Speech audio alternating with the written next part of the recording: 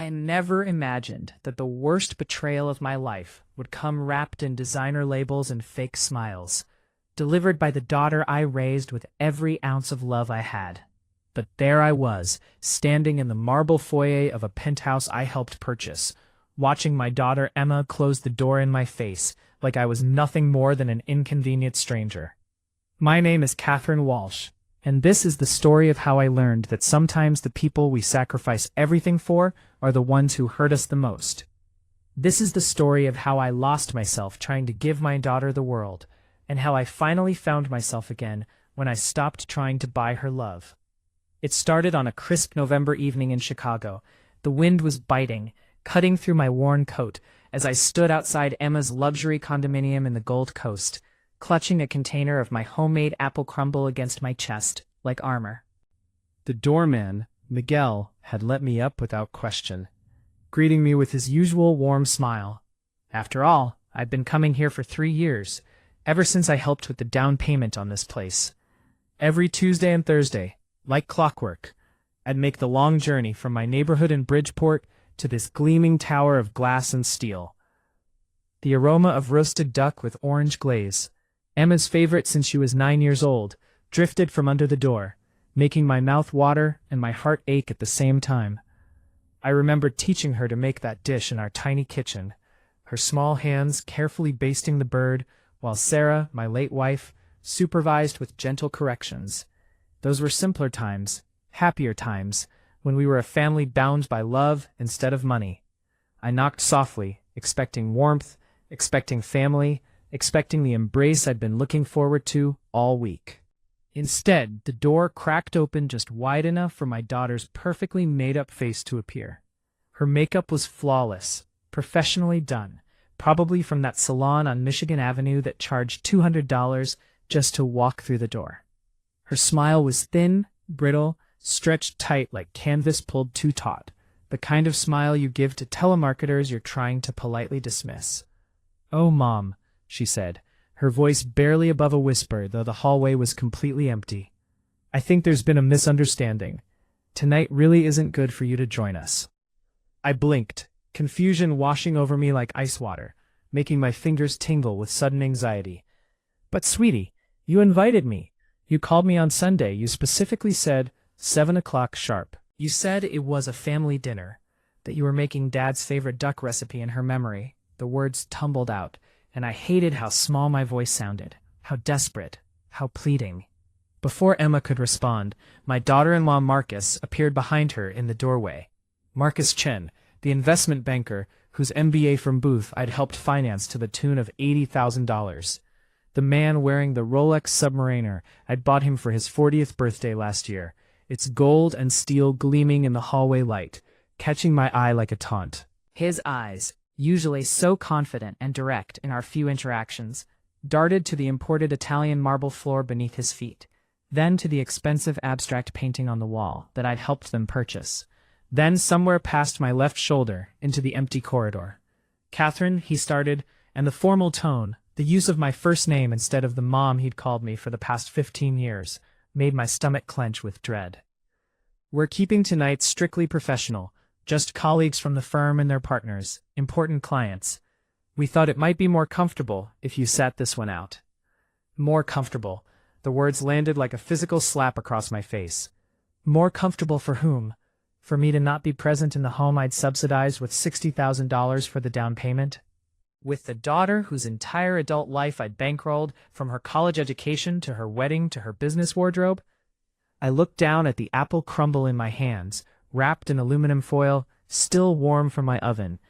I'd spent 3 hours making it this afternoon, carefully selecting the best Granny Smith apples from the market, mixing the brown sugar topping just the way Sarah had taught me decades ago. Suddenly, it felt absurd, pathetic even, a peasant's offering at a king's feast, a grandmother's desperate attempt to be relevant, to be needed, to be loved.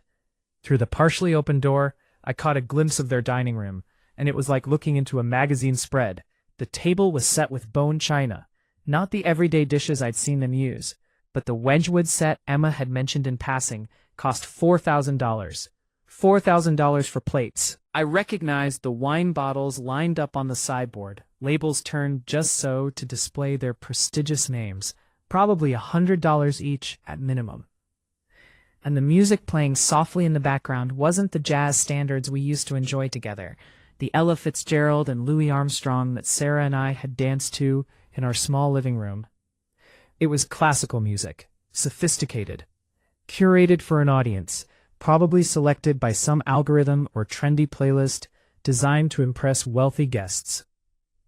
My daughter-in-law Victoria appeared then, Emma's wife, gliding into view in her silk pantsuit that was probably Armani or some other designer label I couldn't even pronounce. The cream color made her look sophisticated, powerful, untouchable. Her yoga-sculpted arms, perpetually tanned from her thrice-weekly sessions at the Lincoln Park Athletic Club, whose $1,500 monthly family membership I paid for, crossed over her chest in a gesture that was both defensive and dismissive. "Catherine, you understand how optics work in our world, don't you?" Victoria's voice was smooth, practiced, like she'd rehearsed this conversation in front of a mirror. Her tone had that particular quality of someone talking to a child, or someone they considered intellectually inferior.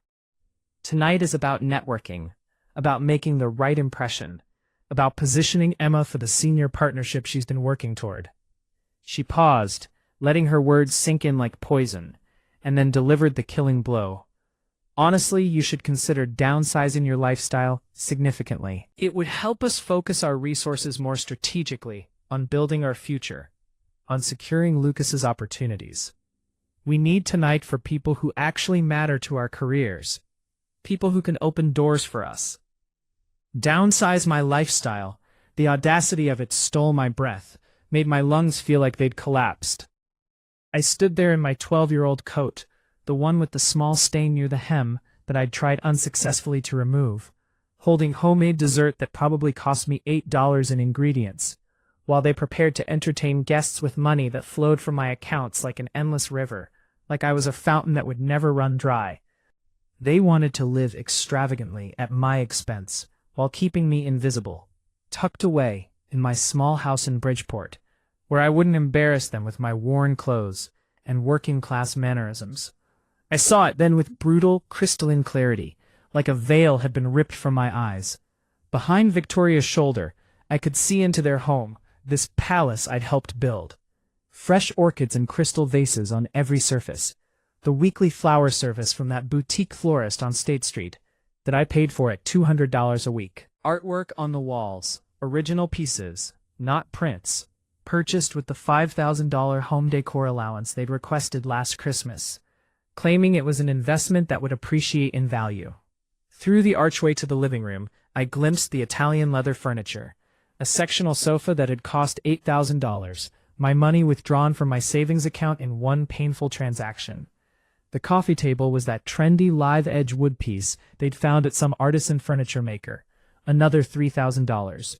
And there, on the wall behind their dining table, hung a massive family photograph that made my heart crack right down the middle. Emma, Victoria, and my grandson Lucas on their anniversary trip to Tuscany last summer. Professional photography, professionally framed in what looked like bold leaf, everyone dressed in coordinated white linen against a vineyard backdrop, the Tuscan sun setting behind them in perfect Instagram-worthy golden hour lighting. I wasn't in it. I had paid for that trip, all of it. The business class flights, the villa rental, the private wine tours, the cooking classes. $15,000 total. Victoria had assured me it was a business expense that would be tax deductible, something about client entertainment or professional development. And I wasn't in a single photograph. Not one. I'd been funding their picture-perfect life, while being carefully edited out of every frame. "I thought I was family," I whispered, my voice breaking, tears threatening to spill over despite my desperate attempt to maintain dignity. Emma finally met my eyes then, really looked at me, for the first time since opening the door. Her green eyes, so much like my late wife Sarah's, so full of warmth and mischief when she was a child, now held something else. Calculation, discomfort, maybe even shame, though it passed so quickly I might have imagined it. They held mine for just a second before sliding away again, unable to maintain contact. "You are, Mom," she said, but her voice was flat, rehearsed, like she was reading from a script. "But tonight is about advancement, about our future, about building the kind of connections that lead to senior partnerships and board positions. You understand, right? This is business. This is important." No, I didn't understand. Or perhaps I understood too well, and that understanding was what made it hurt so much. I was family when they needed down payments on luxury condominiums. Family when private school tuition came due for Lucas's elite academy. Family when a Tesla needed its expensive annual service, or when Victoria's dermatologist appointments for Botox and fillers weren't covered by insurance. Family when they wanted to vacation in Tuscany, or needed new furniture, or wanted to join exclusive clubs. But I wasn't family when it came to respect, to being seen, to being valued as a human being rather than a resource to be exploited. I wasn't family when it came to mattering, to being someone they were proud to introduce to their colleagues and friends. I looked at my daughter, really looked at her, studying her face like I was seeing a stranger. Her hair was styled in that effortless way that actually requires immense effort and costs $300 at a salon in River North. I knew, because I'd seen the receipts when she'd accidentally forwarded me a confirmation email. Her dress was custom-tailored, probably another $1,000. Her shoes were Italian leather, Ferragamo if I had to guess, probably $600. Her jewelry was subtle but expensive, that delicate gold necklace, the diamond studs I'd given her for her 30th birthday. She was $65,000 of business school debt that I had cleared in one lump sum payment 3 years ago, telling myself it was an investment in her future. She was $200,000 of accumulated help over the years. Every time I tried to calculate the real total, I had to stop because the numbers made me feel physically ill. She was my child, my only child, the baby I'd rocked to sleep and nursed through fevers and taught to ride a bike and sent off to college with tears streaming down my face. And she was closing the door in my face. "Okay," I said quietly, the word coming out steady, even though inside I was crumbling into dust, disintegrating, becoming nothing. "You all enjoy your evening." I turned and walked down the hallway, my footsteps muffled by plush carpeting I'd admired when they first moved in.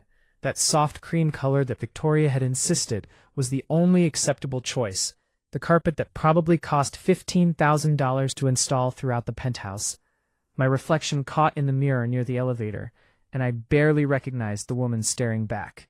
When had I become so small, so diminished, so invisible? The elevator doors closed before I could even press the button, as if the building itself was rejecting me, sensing I didn't belong in this gleaming tower of wealth and privilege. When they opened again, I stepped inside and watched the numbers descend, each floor taking me further from the life I thought I'd built for my daughter, from the happy family I'd imagined we were. I stood beside my 14-year-old Subaru Outback in the underground parking garage, the fluorescent lights buzzing overhead, casting everything in a harsh, unforgiving glow. Their 3 assigned parking spots, which cost extra in this building, held the Tesla Model X for Emma, the Range Rover for Victoria, and Victoria's vintage Porsche 911 that she bought as an investment and drove maybe twice a month. My car looked pathetic next to theirs, small and old and covered in the road salt residue from Chicago winters.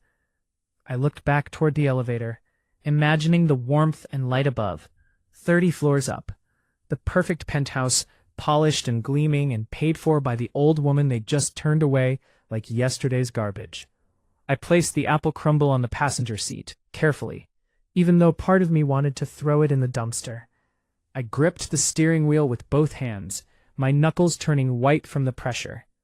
That's when the tears came, finally, hot and burning, blurring the concrete pillars into watery shadows. They streamed down my face, dripping onto my coat, unstoppable. Have you ever realized that the people you love most don't love you back? Not really, not genuinely, not in any meaningful way. They love the security, the endless well of resources, the safety net that never breaks no matter how hard they fall. They love the money and the convenience and the freedom from consequences. But they don't love you. They don't see you. They don't value you. You're a means to an end. A tool to be used, a bank account with a heartbeat. It's a realization that splits you open and leaves you hollow, gasping for air in a world that suddenly makes no sense. It's like discovering that your entire life has been built on a foundation of sand, and now the tide is coming in and washing everything away. I drove home slowly, deliberately avoiding the faster routes, taking Lakeshore Drive instead of the interstate. I needed time to think, to process, to somehow make sense of what had just happened. The Chicago skyline glittered against the night sky. All those buildings full of people living their lives, and I'd never felt more alone, more isolated, more completely and utterly invisible. My neighborhood in Bridgeport looked different as I crossed back into it, like I was seeing it through new eyes. Smaller, grittier, more worn around the edges. Not the Gold Coast with its doormen in uniforms and pristine sidewalks power-washed every morning. This was chain-link fences and brick bungalows with Halloween decorations still up in mid-November because people were too busy working multiple jobs to take them down. It was the Polish bakery on the corner, with handwritten specials in the window and day-old bread for half price. It was the corner store where everyone knew my name, where Mr. Kowalski would ask about my garden and Mrs. Chen would share gossip about the neighborhood. It was real. It was honest. It was home, even if it wasn't glamorous. My house, a small 3-bedroom bungalow Sarah and I had bought 38 years ago with every penny we'd saved, sat dark and quiet. We'd been so proud when we bought it, so excited to have our own place, our own piece of the American dream. The gutters needed cleaning, leaves overflowing and probably causing water damage I couldn't afford to fix. The front steps were cracking, the concrete deteriorating from decades of Chicago winters. The garden was overgrown, weeds choking out the roses Sarah had planted the year before she died. Because I spent my weekends driving to the Gold Coast to watch Lucas's soccer games instead of tending my own yard. I sat in my car in the driveway for a long time, maybe an hour, maybe more, looking at my house. Modest, humble, fully paid off. Mine. The mortgage had been paid off 10 years ago, one of the few smart financial decisions I'd made. At least they couldn't take this from me. When I finally went inside, I didn't turn on the lights. I walked through the darkness like a ghost haunting my own life, straight to the kitchen, and set the apple crumble on the counter. It had gone cold, the brown sugar topping no longer glistening, the warmth and love I'd baked into it now just a memory. I sat at my small kitchen table, the same Formica table where Emma had done her homework every night, where I'd helped her with math problems and science projects and college application essays. The same table where Sarah and I had shared morning coffee for 25 years, talking about our dreams and plans and the future we were building together. The same table where I had cried when the cancer took her 7 years ago, when I'd lost my partner and my anchor and my reason for getting up in the morning. And I thought about that word Victoria had used, comfortable. They were worried I would make their guests uncomfortable. They were worried my clothes, my mannerisms, my accent that still carried traces of my Polish immigrant parents, my very existence would embarrass them in front of people who mattered, people who could advance their careers and open doors to even more wealth and status. Well, I thought, feeling something hard and cold crystallizing in my chest, like ice forming around my heart, perhaps it was time they learned what uncomfortable really felt like. The next morning, I woke at 5:15, the way I had every day since I was 16 years old, and started working at my aunt's seamstress shop in the old neighborhood. My internal clock never needed an alarm. Usually, my mornings were consumed with worry about them, about Emma and Victoria and Lucas. Had Emma paid the car insurance premium? Did Victoria remember Lucas's orthodontist appointment on Thursday? Did they need money for the landscaping service that came twice a week to maintain their perfect exterior? But today, the worry was gone, replaced by something sharper, clearer, more focused. Purpose. For the first time in 7 years, since Sarah died and left me alone in this house with nothing but memories and an overwhelming need to fill the emptiness, I felt like I had a purpose beyond being a checkbook. I made coffee, not the expensive organic fair trade kind Victoria insisted I try, telling me it was better for the environment and my health, but the regular Folgers from the red container that cost $5 and lasted me 2 weeks. I sat at my table with the folder I'd been maintaining for years, the one I kept in the drawer that always stuck, the drawer I had to jiggle just right to open, like the drawer itself was trying to protect me from the truth inside. The label on the folder, written in my careful handwriting, read, "Family Support." Such a gentle name for what it contained. Such an innocent-sounding title for what was actually a detailed record of my financial destruction. It should have been labeled, "The Price of Being Invisible," or "How to Bankrupt Yourself Buying Love That Doesn't Exist." I opened it and began to count, really count for the first time, forcing myself to look at every single transaction instead of just glancing at the totals and looking away when they made me uncomfortable. Page after page of bank statements, automatic transfers, credit card payments in their names that I was responsible for, receipts for things I'd bought them, agreements I'd signed. Each one bore my signature, my account numbers, my financial life bleeding out onto paper like a slow hemorrhage I'd been ignoring for years. The first page was their mortgage payment, $4,800 a month, automatically deducted from my savings account on the first of every month, like clockwork, like a wound that reopened every 30 days. I remembered when Emma and Victoria had found that penthouse, how excited they'd been, how they'd insisted I come see it, even though the realtor had looked at me like I didn't belong there. "An investment in our future, Mom," Emma had said, her eyes bright with excitement, her hands clasped together like she was praying. "Property values in the Gold Coast only go up, always up. Think of Lucas's educational opportunities in this neighborhood. Think of the connections we'll make. Think of the doors this address will open for us." What she hadn't mentioned, what had been carefully omitted from that sales pitch, was that their combined income, impressive as it was, with Emma making $190,000 as a junior partner, and Victoria pulling in $70,000 from her consulting business, went almost entirely to maintaining their lifestyle. The actual necessities, the foundation of their lives, the mortgage that kept a roof over their heads, that fell to me. That was my responsibility, my burden, my privilege as the mother and mother-in-law. 3 lease payments, because owning cars outright wasn't fashionable in their circles. The Tesla Model X for Emma, $850 a month. The Range Rover Sport for Victoria, $900 a month. The vintage Porsche 911 for weekend drives and Instagram photos, $350 a month for insurance and storage, since it was paid off. Together, $2,100 per month for vehicles, all in my name because their debt-to-income ratio was too high when they'd applied. Too many credit cards maxed out buying furniture and clothes and experiences. Too many investments in Victoria's consulting business that never quite broke even the way she'd promised it would, always just one more client away from profitability. I remember signing those lease agreements, the dealer looking at me skeptically, probably wondering why a woman in a 10-year-old coat was leasing luxury vehicles she clearly couldn't afford for herself. I'd told myself it was temporary, just until they got established, just until Victoria's business took off, just until Emma made senior partner. Then came the smaller things, except they weren't small at all when you added them up. Death by 1,000 cuts. That's what it was.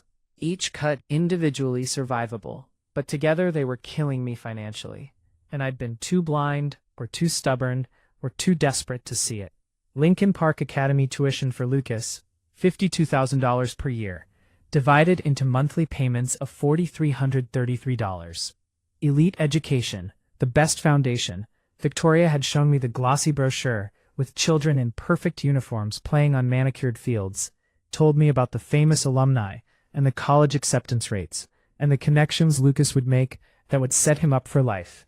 I'd nodded and written the check for the first year's tuition, telling myself that education was the best investment, that I was securing my grandson's future, that this was what good grandmothers did. Athletic club membership at Lincoln Park Athletic Club, $900 per month for the family plan. Essential for networking and staying healthy, Victoria had explained. Everyone who matters in Chicago belongs to this club. The connections Emma makes on the tennis court are worth more than any advertisement. Victoria's aesthetic maintenance, a category that still made me wince when I thought about it. $1,400 per month for Botox, fillers, laser treatments, facials, the works. I have to look polished for client meetings, Catherine, she'd told me, using that patient tone like she was explaining something to someone slow. Image is everything in consulting. No one wants to hire someone who looks tired or old. This is a business investment. Personal training sessions, $500 per month for both of them, 3 sessions a week each. Organic grocery delivery from Whole Foods, $950 per month, because they couldn't compromise on nutrition, especially for Lucas's developing brain. Never mind that I'd raised Emma on regular grocery store food, and she'd turned out fine, at least physically. Streaming services, subscription boxes, wine club memberships, premium gym childcare, meal kit deliveries, combined $320 per month. Each one individually justified as necessary, as important, as just a small thing that made their lives easier. House cleaning service, $700 per month, twice weekly. Professional organizers, another $200 per month. Window washing, gutter cleaning, carpet cleaning. All the maintenance required to keep that penthouse looking magazine perfect, another $300 per month on average. Emma's professional wardrobe allowance, $600 per month, because she needed to dress the part of a successful junior partner, needed to look like she belonged in boardrooms and courtrooms. Lucas's enrichment activities, Mandarin lessons preparing him for the global economy, tennis coaching because all successful people played tennis, coding camp in the summers, combined $900 per month during the school year, more during summer. I ran my finger down the columns, my heartbeat slowing into a heavy, deliberate rhythm like a funeral drum. The pages rustled beneath my trembling hands, the sound loud in the quiet of my kitchen. Bank statements, auto-pay confirmations, signed agreements, credit card bills with my name on them for purchases I'd never made, never seen, never benefited from. Each one was a little piece of my life, my security, my future, given away freely, desperately, pathetically. Each one was me trying to buy love, trying to be necessary, trying to matter. If you feel my words, show your support by liking the video and subscribing to the channel. And tell me from which city you belong, so I can see how far a woman's impactful voice can reach. Help me build this community so we can bring more truthful stories for you. At the bottom of the last page, I calculated the total, writing it out in my careful handwriting, because seeing it in my own hand made it more real. 163 recurring payments, some monthly, some quarterly, some annual, all flowing from my accounts into their lives, like transfusions keeping a dying patient alive, keeping their unsustainable lifestyle on life support. The grand total made me gasp aloud in my empty kitchen, made my hand fly to my mouth. $14,200 per month. Every single month. For 6 years, since Sarah died, and I'd foolishly thought supporting Emma's family would fill the emptiness, would give me purpose, would make them love me. $14,200 times 72 months. I had transferred approximately $1,024,000 to sustain their lifestyle. Over $1 million. More than $1 million when I factored in the one-time payments, the emergency requests, the special occasions. I stared at that number until it stopped looking like numbers and started looking like years of my life, decades of work, my entire retirement, my security, my future, all gone, evaporated, spent on Tesla payments and Botox and private schools and organic groceries. $1 million. My hands started shaking so badly I had to set down my pen. I looked around my kitchen with new eyes, seeing it the way Emma and Victoria must see it. The laminate countertops were yellowed and cracked at the edges, where water had seeped in over decades of use. My refrigerator was 19 years old, wheezing and humming like it might give up any day, the seal around the door no longer quite tight. The cabinets were original to the house, painted over so many times the paint was thick and bubbled in places. I mended my own clothes, sewing patches on patches. I bought generic everything, store-brand cereal and toilet paper and medication.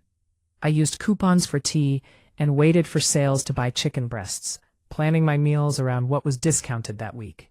I hadn't bought myself new clothes in 3 years. My winter coat was 12 years old. My shoes had holes I'd tried to patch with duct tape.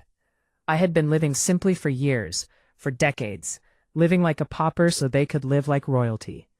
I'd been denying myself everything while giving them anything they wanted, telling myself it was love, telling myself it was family, telling myself it was what mothers do. A wave of nausea rolled through me, strong enough that I had to grip the edge of the table. It was followed immediately by something hotter, something that started in my chest and spread through my whole body like wildfire. Rage. Pure, white-hot, righteous rage. It wasn't the money, really, or at least that's what I tried to tell myself. A mother gives what she has. A mother sacrifices. I understood that. My own mother had worked 2 jobs after my father abandoned us, had sewn clothes late into the night to earn extra money, had skipped meals so my sister and I could eat. I understood sacrifice. Sacrifice was noble. Sacrifice was love. But this wasn't sacrifice. This was exploitation. And the worst part, the part that made the rage burn even hotter, was the contempt, the casual cruelty of it all. They took my money with one hand while pushing me away with the other. They believed this lifestyle, the cars, the penthouse, the clubs, the designer clothes, was their achievement, their success, something they'd earned through hard work and talent. They'd forgotten who built the foundation they stood on. They'd forgotten I existed, except as a resource to be tapped whenever they needed something. I wasn't a mother, wasn't a person with feelings and needs and dreams. I was an ATM that dispensed cash and occasionally made dessert. I closed the folder carefully, precisely, the sound soft but final, just paper meeting paper, but in the quiet of my kitchen it sounded like a gavel falling, like a judgment being pronounced, like a door closing on one chapter of my life and another beginning. I knew what I had to do. The certainty of it settled over me like a cloak, heavy but empowering. But I also knew that once I started down this path, there would be no going back, no undoing it, no pretending it hadn't happened. This wasn't punishment, though it would feel like punishment to them. Punishment is temporary, a lesson taught and then forgiven, equilibrium restored. This was liberation. I was liberating myself from the bank of Mom.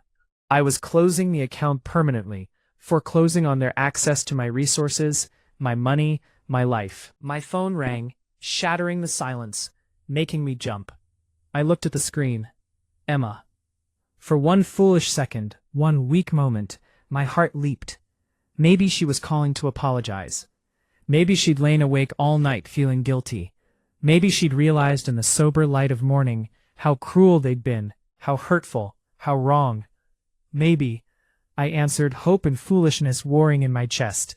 Hello, sweetheart. Hey, Mom. Her voice was rushed, distracted, the way it always was these days. No warmth, no greeting, no how are you, or I'm sorry about last night. Just business. Quick question. I think the athletic club payment bounced or something. They left a voicemail about updating the card on file. Can you handle it? I'm slammed today with depositions, and Victoria's at a wellness retreat in Sedona. She left this morning. A pause. Then, also, the house cleaners are coming Friday, and I think that card might be expired too. You should probably just update everything while you're at it. All the auto-pays. You know the routine. No mention of last night. No acknowledgement of the door shut in my face, of the humiliation, of the apple crumble I'd made with love and carried through the cold. No recognition that anything had happened at all, just demands. Just the casual assumption that I was her personal assistant and ATM combined into one convenient package. Always available, always willing, always there to clean up their messes and pay their bills. My hand tightened around the phone until my knuckles turned white, until I thought the phone might crack. I'll look into it, I said, my voice steady, revealing absolutely nothing of the storm building inside me, the hurricane gathering strength. Perfect. Thanks so much. You're the best. Got to run. Partner meeting in 5 minutes. She hung up without saying goodbye, without saying I love you, without anything that acknowledged our relationship beyond financial convenience. I sat listening to the silence, that empty void where her voice had been, that absence that somehow felt louder than sound. I'll look into it. Oh, I would look into it all right. I would look into it very thoroughly. I stood up, my decision made, my path clear. I grabbed my purse, a worn leather bag Sarah had bought me for our 25th anniversary. The leather cracked and faded, but still functional. I'd kept using it because it reminded me of her, because throwing it away felt like throwing away a piece of our marriage. And I checked the time. 8:40. The bank opened in 20 minutes. I arrived at Chase Bank just as Margaret O'Brien, the branch manager, was unlocking the front door. Margaret and I had known each other for 25 years, ever since we both volunteered at St. Barbara's Parish when our kids were in elementary school together. Her son David had gone to school with Emma, had been in the same class from kindergarten through 8th grade. We'd volunteered together at fundraisers, had served on the parish council together, had supported each other through divorces and deaths, and all the challenges life threw at us. "Catherine," she said warmly, holding the door open for me, her smile genuine and welcoming. "Everything okay?" I asked. "I need to make some changes, Margaret," I said, following her inside, my voice steady and calm. Significant ones. Something in my voice, some quality I couldn't quite name, made her pause. She studied my face with the careful attention of someone who'd known me for decades, and I watched her expression shift from friendly to professional, with an undercurrent of concern that told me she understood this was serious, that something fundamental had changed.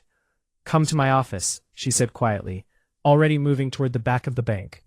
We walked past the telestations, not yet staffed this early, through the carpeted corridor with its motivational posters about savings and investments and planning for your future, into her glass-walled office overlooking the lobby. She closed the door carefully and gestured to the chair across from her desk. I sat down, my back straight despite my exhaustion, and placed my folder on her desk like I was presenting evidence in a trial. "What's going on?" she asked gently, sitting across from me, her hands folded on the desk, giving me her full attention. "I need to cancel all automatic transfers to my daughter's accounts," I said, my voice clear and firm, no hesitation. "Every single one. Mortgage payments, utility payments, credit cards, insurance premiums, lease payments, club memberships, subscription services, all of it. Everything." Margaret's eyes widened, her professional composure slipping for just a moment. She reached for the folder I'd pushed toward her, opened it slowly, like she was afraid of what she might find, and began scanning the pages. Her expression cycled through shock, disbelief, and finally a grim understanding that made her jaw tighten and her lips press into a thin line. "Catherine," she said carefully, her voice professional but warm, This is over 160 payments, multiple accounts. Are you absolutely certain about this? This will result in immediate service interruptions for them. Their mortgage will default. Their vehicles will be repossessed. Their credit cards will be declined. Their entire financial structure will collapse." "I know exactly what it will do," I interrupted, my voice hard as steel, harder than I'd ever heard it. "I have the list right here. I've highlighted everything that needs to stop today, effective immediately. I want every automatic payment, every transfer, every authorization canceled before this bank closes today." Margaret looked at the highlighted lines, page after page of yellow marker, and then looked back at me. I saw recognition in her eyes, understanding, maybe even approval. We were both women of a certain age, both widows who'd learned to be strong when life demanded it. She knew what it looked like when sacrifice turned into exploitation, when love turned into abuse, when giving turned into being used. She didn't ask for details. She didn't try to talk me out of it. She didn't suggest I think about it for a few days or consider the consequences. She simply nodded, respecting my decision, respecting my agency. "There's more," I added, pulling out another document from my purse, papers I'd prepared at 3 a.m. instead of sleeping, sitting at my kitchen table with Sarah's old legal forms and templates I'd found online. "I need to revoke Emma's power of attorney over my financial affairs. I granted it 5 years ago when I had that health scare, and I need it revoked today. And I want to change the beneficiary on my life insurance policy from her to my grandson Lucas, in a trust he can access at 25, with restrictions preventing his parents from touching it." The silence in the office was profound, heavy with meaning. This was the nuclear option, the severing of cords that couldn't be retied with apologies or promises. This was permanent. This was me drawing a line in the sand and saying enough, no more, never again. Margaret exhaled slowly, processing the magnitude of what I was asking. "We can do that. It'll require notarization for the power of attorney revocation and the trust documents. I can have our notary here within the hour. The insurance beneficiary change will take a few days to process through the company, but we can initiate it today." "I'll wait," I said simply. "I have nowhere else I need to be." For the next 3 hours, I sat in that office, signing papers, reading documents, initialing here and there, my signature becoming more confident with each page. Margaret brought me coffee, real coffee from the cafe next door, not the watered-down stuff from the break room, and worked quietly, efficiently. She printed forms, marked signature lines, explained what each document meant in her gentle, professional voice, making sure I understood every consequence of every action I was taking. With every signature, I felt lighter, physically lighter. It was a physical sensation, like setting down a boulder I'd been carrying up a mountainside for years, my shoulders finally able to straighten, my back finally able to unbend. Why had I carried it for so long? Because I thought it was love? Or because I was afraid that if I put it down, they would abandon me completely, would cut me out of their lives, would take Lucas away? Well, they had already abandoned me, hadn't they? They'd uninvited me from dinner, dismissed me like hired help they no longer needed. They'd made it clear I wasn't welcome in their shiny new life unless I was financing it. So what was I paying for? What was I buying with my $1 million? Certainly not respect. Not even basic courtesy. By the time I left the bank, it was nearly 1 o'clock. The November sun was bright overhead, unseasonably warm, the air crisp and clear. One of those perfect Chicago days where the sky is impossibly blue and everything seems possible, seems within reach. I walked down the street to the Polish bakery on the corner, the one I'd been going to for 40 years, where Mrs. Kowalski still made everything from scratch in the back. I bought myself a paczki, a traditional Polish donut filled with rosehip jam, and a latte with real cream, whole milk, none of that almond milk nonsense Victoria was always pushing. I sat at one of the small tables by the window and watched the world go by. A young mother pushed a stroller talking on her phone. 2 elderly men argued good-naturedly in Polish about the Cubs' prospects for next season. A teenager skateboarded past, nearly wiping out on the curb. Life, ordinary and real and honest, flowed around me. I took a bite of the sweet pastry and felt something unfamiliar, something I hadn't felt in years. Lightness, freedom, a strange, giddy sensation in my chest that might have been hope, might have been relief, might have been the first stirrings of joy. I wondered how long it would take for them to notice, how long before the carefully constructed house of cards started to collapse, how long before they realized the bank was closed, the well was dry, the endless river of money had finally run out. It didn't take long. The first text arrived at 6:30 that evening, just as I was settling into my armchair with a book I'd been wanting to read for months. A mystery set in Dublin, recommended by Mrs. Kowalski at the bakery. The detective was just discovering a crucial clue when my phone buzzed. "Victoria, Catherine, Netflix isn't working. Says payment declined. Did you get a new card, or something?" I looked at the message, took a sip of my tea. Twining's English breakfast, my favorite, the kind I'd stopped buying because the generic brand was 50 cents cheaper. The book was good, engaging, well-written, a detective solving a cold case involving a missing girl. I returned to reading, turning the page carefully. 25 minutes later, another text interrupted the detective's breakthrough moment. "Emma, Mom, got a notification that the electricity bill is past due. Can you handle this ASAP? Don't want any service interruptions. We're hosting people tomorrow night too. Handle this ASAP. Not, are you okay? Not, is something wrong? Not, we missed you at dinner last night and we're sorry for being awful. Just fix it. Make the problem disappear, like I always did. Like I'd always done for the past 6 years. For her entire life, really." I set my phone face down on the side table and continued reading. The detective was interviewing a suspect, asking careful questions, piecing together a timeline. By 9 o'clock, my phone had buzzed 23 times, 23 increasingly desperate messages. I didn't look at any of them. I didn't respond. I didn't engage. I finished my tea, finished the chapter, marked my page with the bookmark Sarah had given me years ago, and went to bed.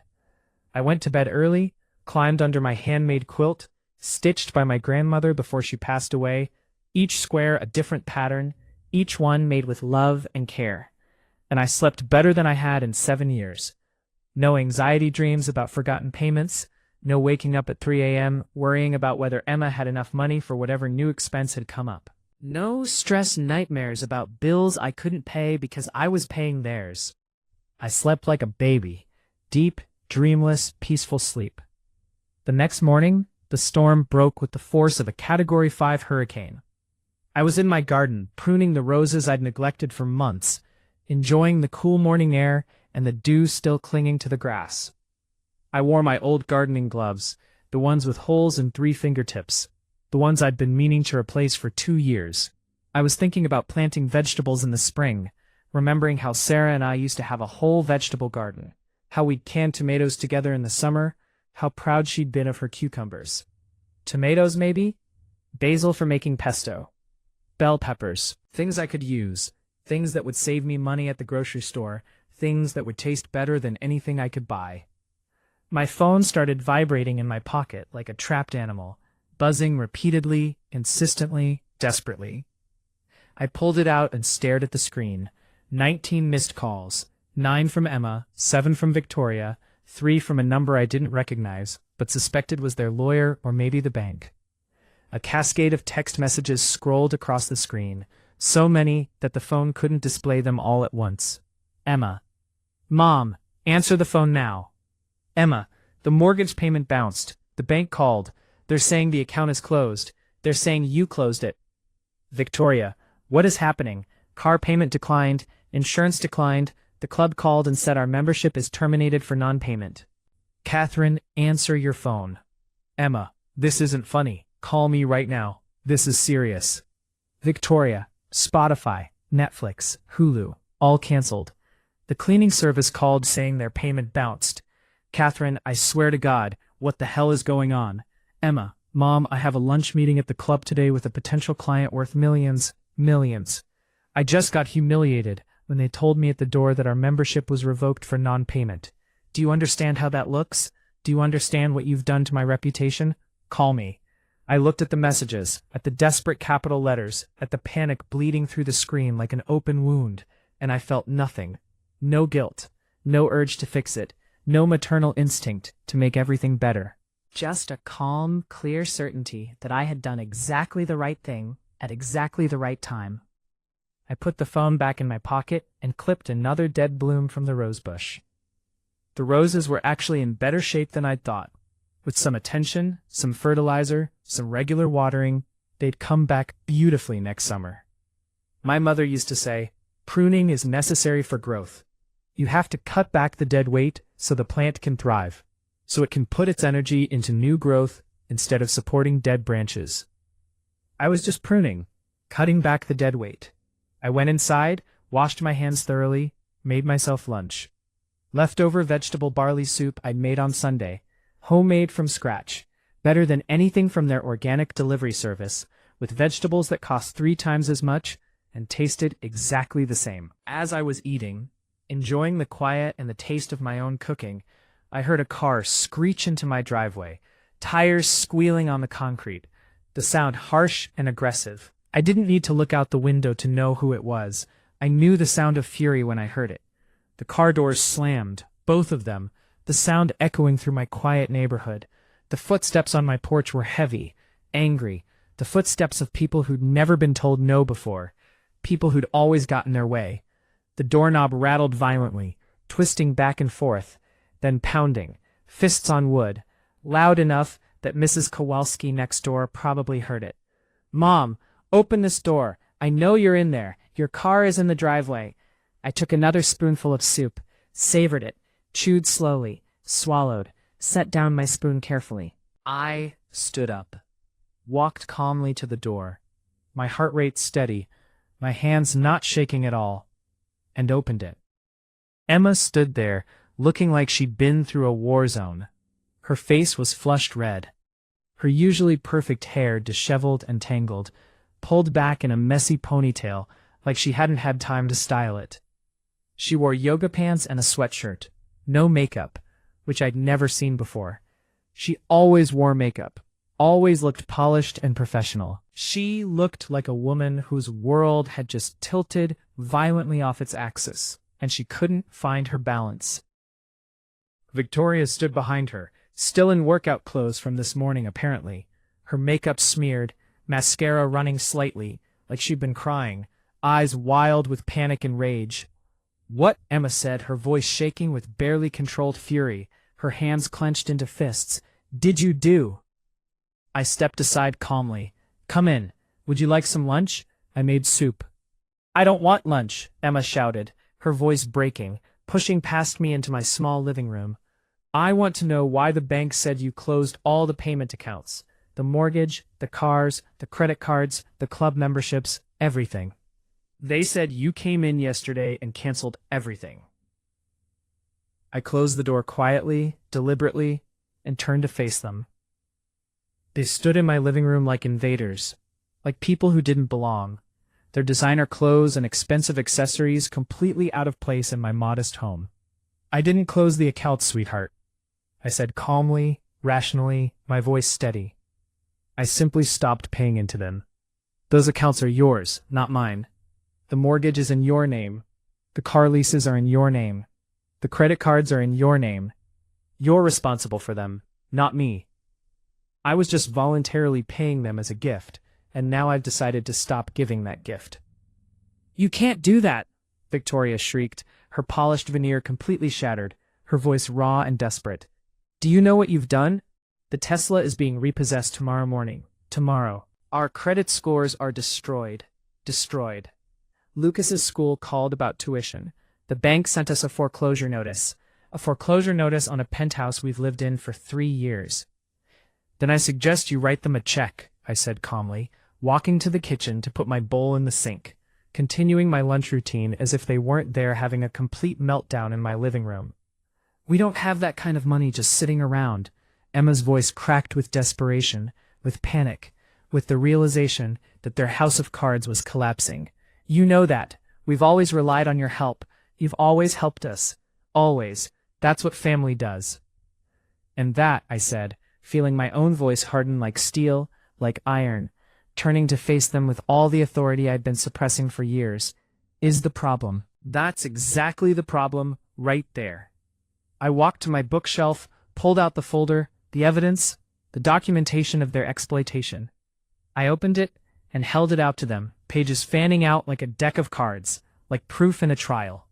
163 recurring payments, I said, my voice steady and cold. $14,200 per month, for 6 years. That's $1,024,000, Emma. Over $1 million. Do you comprehend how much money that is? She stared at the pages, her mouth opening and closing like a fish drowning in air, unable to form words, unable to process what she was hearing. "That's what I earned working 60-hour weeks for 20 years, I continued, my voice getting stronger, more forceful, years of suppressed anger finally finding its voice. "That's more than your mother and I lived on during the first 15 years of our marriage. We raised you, sent you to college, bought this house, built a life on less than that. That's my retirement, my security, my dignity, my future, my golden years. And you took it without a second thought, without even basic gratitude, without even pretending to appreciate it." "It's family money," Emma argued weakly, desperately, grasping at straws. "Mom wanted us to be taken care of. She worked hard so we could have a better life. She would have wanted her granddaughter to help her family." "Your mother," I said, and my voice turned to ice, to cold fury, "wanted you to be independent. She wanted you to be strong, capable, responsible, self-sufficient. She wanted you to stand on your own 2 feet, to work hard, to earn what you have. If she could see you now, 40 years old, earning a 6-figure salary, and still feeding off your mother like a parasite, while turning her away from your door, because she's not sophisticated enough, because she's not polished enough, because she might embarrass you in front of your important friends, she would be ashamed of you." The word hung in the air like smoke from a funeral pyre. Ashamed. Emma flinched as if I'd struck her across the face with my open hand. Victoria's face went deathly pale, all the color draining out. "You're destroying us," Emma whispered, tears streaming down her cheeks, her voice broken. We'll lose everything. The penthouse, the cars, Lucas's school, our memberships, our reputation, everything we've built. Everything. No, I said firmly, standing tall, standing strong. I'm saving you. Because right now, you're not an adult, Emma. You're not a functioning, independent person. You're a parasite, living off someone else, dependent and weak. And I let you become one. That's my fault. I enabled this. I created this monster. But I'm correcting it today. Starting right now. Emma stared at me like I was a stranger. Like she'd never seen me before. Like the woman standing in front of her had replaced her real mother with some hard, cruel imposter. Perhaps the mother she knew. The one who said yes to everything. Who opened her wallet before she even finished asking. Who sacrificed everything without complaint, had died on that penthouse doorstep 2 nights ago. Perhaps that woman was gone forever. You can't be serious, she said, her voice dropping to a hoarse whisper, disbelief and panic warring in her expression. Mom, please, just fix this. We can talk about boundaries later. We can set up a payment plan. We can figure something out. But you have to fix this first. You have to stop this before it's too late. No, I said simply. The word felt powerful, liberating, final. Victoria made a sound, half sob, half gasp, a sound of desperation and fear. You're being cruel. This is elder abuse in reverse. What about Lucas? Are you really going to punish your grandson, an innocent child, because you're mad at us? Because we hurt your feelings at one dinner? That struck a nerve, and she saw it, saw the flicker in my eyes. Her eyes lit up, predatory, sensing weakness, sensing an opening to exploit. Lucas didn't do anything wrong, Victoria pressed, stepping closer, her voice taking on that manipulative tone I'd heard her use with clients. He loves you, Catherine. He adores his grandmother, and you're going to rip him out of his school, away from his friends, away from the only life he's ever known, make him suffer through this nightmare because of your pride, because we made one mistake? I looked at Victoria, really looked at her, studying her face, at the Lululemon outfit that cost $200 for the pants and jacket combined, at the highlights in her hair that required monthly maintenance at $300 a session plus tip, at the designer handbag on her shoulder, probably Coach or Michael Kors, at least $600, at the Apple Watch on her wrist, at the woman who had told me less than 48 hours ago that I should downsize my lifestyle, that I should live more simply, so they could focus their resources on their future. Lucas is welcome in my home any time, I said quietly but firmly, my voice unwavering. I will make him pierogies and golubki, all his favorite foods. I will help him with his homework every single night if he wants. I will take him to the park, to the museum, to the library. I will love him with everything I have, with every fiber of my being. But I will not pay $52,000 a year so he can play tennis and learn Mandarin with the children of hedge fund managers while you tell me I'm too embarrassing, too working class, too ethnic to sit at your table and eat the food I helped pay for. I never said embarrassing, Victoria protested weakly, but her voice lacked conviction. You didn't have to say the word, I said. It was written all over your face. It was in every gesture, every look, every time you positioned yourself between me and your guests like a barrier. I turned to Emma, my daughter, my only child. Your wife is right about one thing. This is about Lucas. I want him to have a grandmother with dignity, a grandmother who knows her own worth, a grandmother who models self-respect and boundaries. That lesson is worth more than any private school education, more than any tennis coaching, more than any of the privileges you're trying to buy him. Emma's face cycled through emotions like a slideshow. Anger, panic, desperation, calculation, manipulation. Finally, she landed on pleading, her shoulders slumping, her voice going soft and little girl sweet, the voice she used to use when she wanted something as a child. Mom, I'm sorry, okay? I'm so sorry about the dinner. That was wrong. We were wrong. Victoria's sorry too. She shot a look at her wife, who nodded frantically, tears streaming down her face now. We made a terrible mistake. We were under so much pressure, so much stress. But this, what you're doing, this is too much. You're destroying our lives, everything we've worked for, over one bad night. Is that really fair? One bad night? I felt something crack open inside my chest. Felt years of suppressed hurt and anger breaking through like water through a dam. Emma, do you know when the last time you invited me to dinner was? Before that disaster 2 nights ago? She blinked, confused by the question, clearly scrambling through her memory, unable to remember. 9 months ago, I answered for her, my voice steady despite the pain.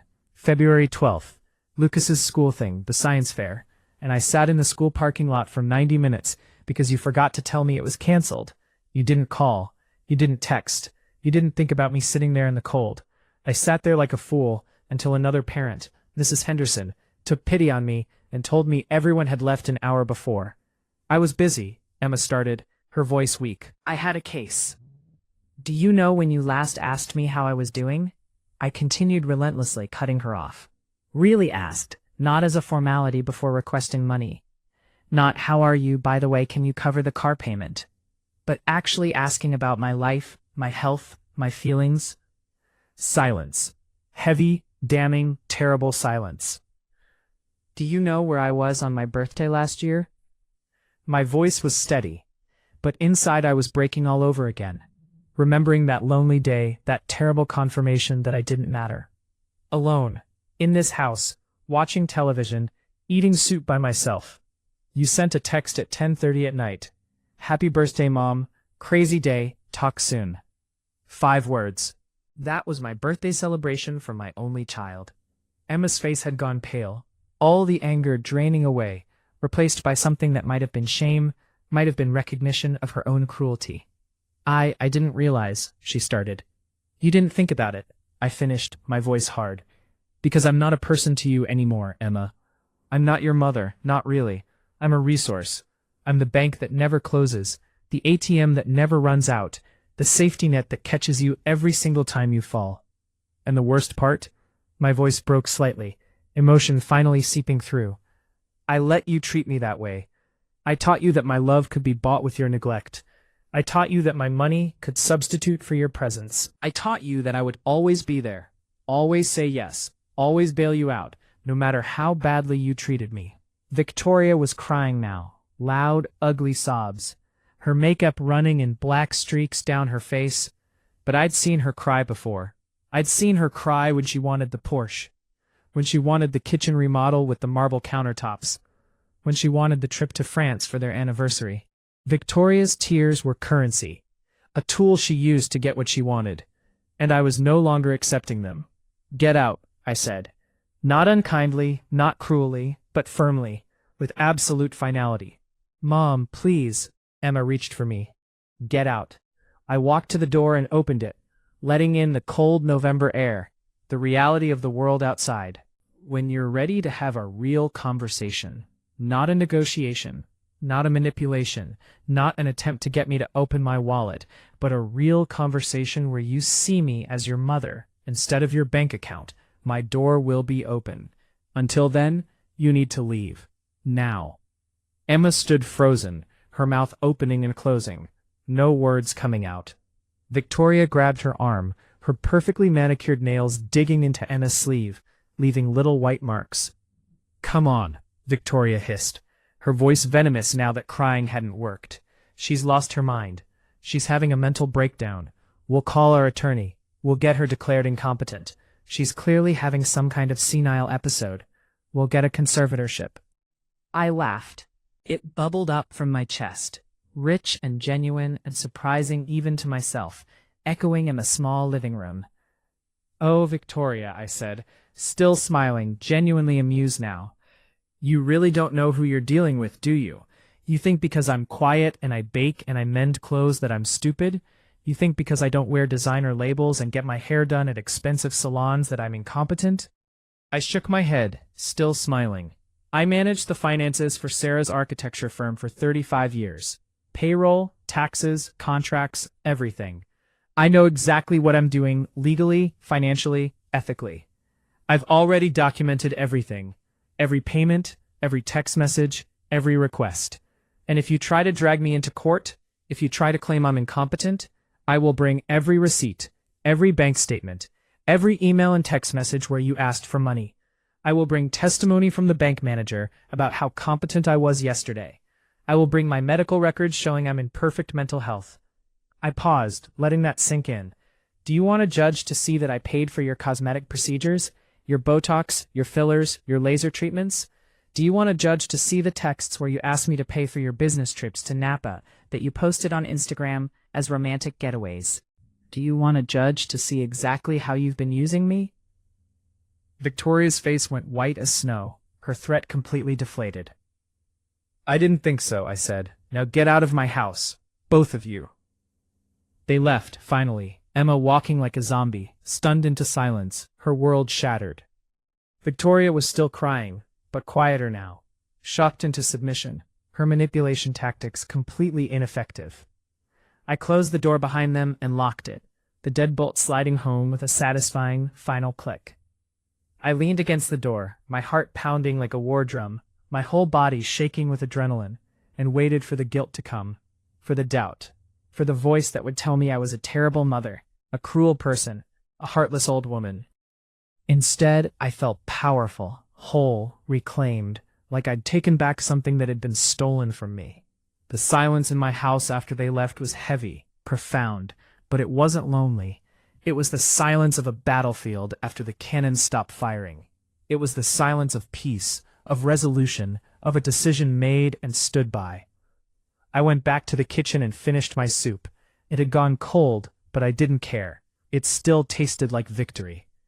I was at my sewing machine 2 days later, hemming a dress for my neighbor's granddaughter, Mrs. Rodriguez's little Maria, who was in a school play, when my phone rang.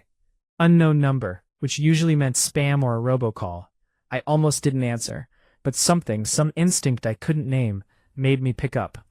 Walsh? A professional female voice, cultured, educated, the kind of voice that came from expensive private schools and prestigious universities. This is Jennifer Morrison from Lincoln Park Academy. I'm calling regarding Lucas Chen's account. My heart clenched with instinctive, immediate fear, that grandmother fear that something terrible had happened. Is Lucas all right? Is he hurt? Oh, he's fine, completely fine, the woman said quickly, professionally. This is regarding tuition, not anything medical or disciplinary.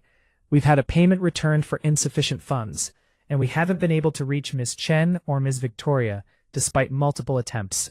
Since you're listed as an emergency contact and have been the primary payer for the past 2 years according to our records, I wanted to reach out directly. I closed my eyes, steadied my breathing. I see. The fall semester balance is $17,000, Mrs. Morrison continued, her voice businesslike, but not unkind.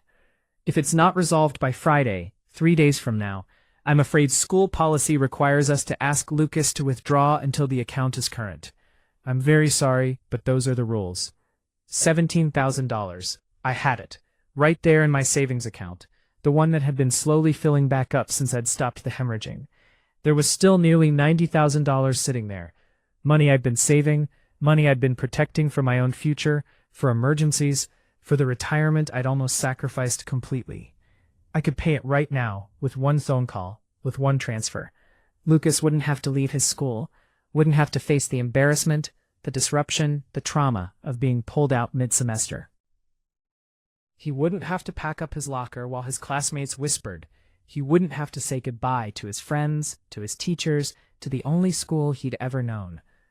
Mrs. Walsh? The woman prompted when I didn't respond immediately. Are you still there? I'm here, I said, my hand trembling on the phone. I'm no longer handling the account, Mrs. Morrison. This is a decision Lucas's parents need to make. You'll need to speak with Emma and Victoria Chen directly about payment arrangements. A pause, professional but pointed. I see. Do you have another number where we might be able to reach them? We've tried multiple times. The numbers you have are current, I said, my voice steadier now. They're simply choosing not to answer because they know what you're calling about. But this is their responsibility, not mine. I understand, she said, though her tone suggested she didn't. Not really. Thank you for your time, Mrs. Walsh. I hung up, and my hands were shaking so badly I had to set the phone down, had to grip the edge of my sewing table to steady myself. That was harder than cutting off Emma and Victoria. So much harder. They deserved it, had earned it through their cruelty and exploitation. But potentially affecting Lucas, my sweet grandson, my innocent grandchild who had done nothing wrong. But even as the guilt tried to creep in, tried to wrap its familiar tentacles around my heart, I thought about Victoria's words, her manipulation. What kind of grandmother are you? She'd asked it like an accusation, like a weapon, designed to make me feel guilty, designed to make me cave. I was the kind of grandmother who wouldn't teach my grandson that love meant bankruptcy, that family meant servitude, that being generous meant being used until there was nothing left. I was the kind of grandmother who was modeling boundaries, self-respect, the ability to say no to people you love when they're hurting you. The phone rang again immediately, like she'd been waiting for me to hang up with the school. Emma, this time. I let it ring 4 times. 5, 6, considering whether to answer at all before picking up. You told the school no, she shouted, her voice raw with panic and rage and desperation. They just called Victoria. They just told us Lucas is going to be expelled. Expelled. My son is being expelled from the best school in Chicago because of you. Then pay the tuition, I said calmly, evenly, my voice emotionless. With what? She screamed. We don't have $17,000 lying around. We don't have $1,700. Do you understand? We're broke. Completely broke. The accounts are empty. Then I suggest you figure it out, I said, my voice still calm. Sell something. Get a loan. Ask Victoria's wealthy family in Connecticut, the ones she's always mentioning at dinner parties, the ones with the compound in Greenwich. They won't help, Emma said, and suddenly she sounded very young, very lost, very scared, like a child calling for her mother in the dark. Victoria hasn't spoken to them in 4 years. We've been lying about them, Mom. They cut her off when she married me. They don't approve of our marriage. They told her if she chose me, chose this life, she was choosing to do it without their money. Everything she's told you about them, about family money, about trust funds, it was all lies. I absorbed this revelation, this fundamental truth about the foundation of lies their entire life was built on. All those stories about Victoria's family fortune, her connections, her safety net, her backup plan, all lies. She was just like Emma, an adult child playing pretend with someone else's money, living a fantasy life funded by people they used and discarded. Then welcome to reality, sweetheart, I said quietly, gently even. This is what it feels like for the rest of us. This is what it's like to have to actually work for what you want, to live within your means, to make hard choices. Please, Emma whispered, and I could hear her crying, could hear the desperation and fear. Please, Mom, just this one thing. I'll figure everything else out, I swear. I'll get a second job, I'll sell the furniture, I'll do whatever it takes. But please don't let Lucas suffer for our mistakes. Please don't punish him for what we did. You are letting Lucas suffer, I said, and I meant it, believed it completely. You and Victoria. You built a life you couldn't afford, and now it's collapsing, and Lucas is caught in the rubble. I'm not doing this to you. I didn't create this situation. You did it to yourselves. I just stopped enabling it, stopped funding your fantasy. Mom, I hung up before she could finish. The phone rang again immediately, Emma's name flashing on the screen. I turned it off completely, powered it down, silenced it. If you feel my words, show your support by liking the video and subscribing to the channel. And tell me from which city you belong, so I can see how far a woman's impactful voice can reach. Help me build this community so we can bring more truthful stories for you. Margaret called me that evening on my landline, the old-fashioned phone I'd kept when everyone else switched entirely to cell phones, the number only a few people even had anymore. Catherine, she said gently, carefully, I wanted to give you a heads up, friend to friend. Emma came into the bank today.